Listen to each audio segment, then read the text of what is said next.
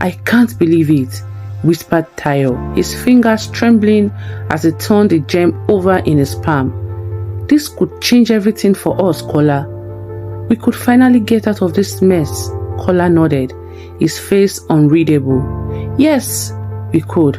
But even in that moment of hope, as they dreamed of new beginnings, the first seed of betrayal had already been planted. For one of them, the gemstone wasn't just a way out, it was a way up, a way to leave everything and everyone behind. This is a story of Tayo and Kola, two lifelong friends trapped in the circle of poverty, discovering an extraordinary gemstone by the riverbank.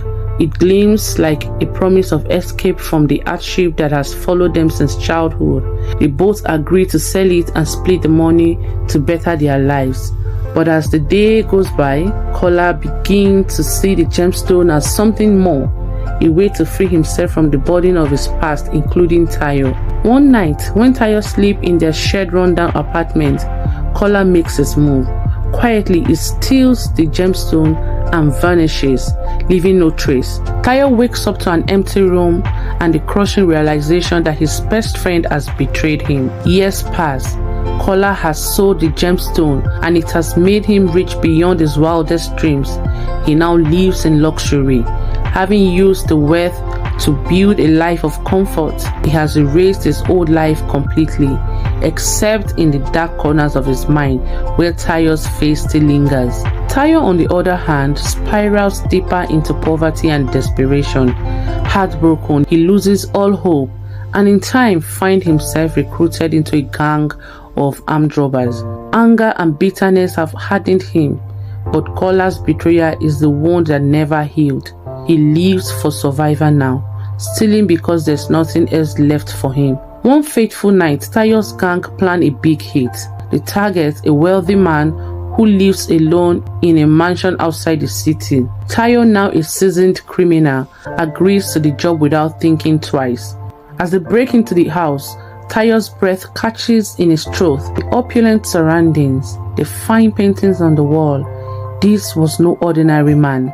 He moves silently through the house until he stumbles upon a framed photograph on a mantelpiece.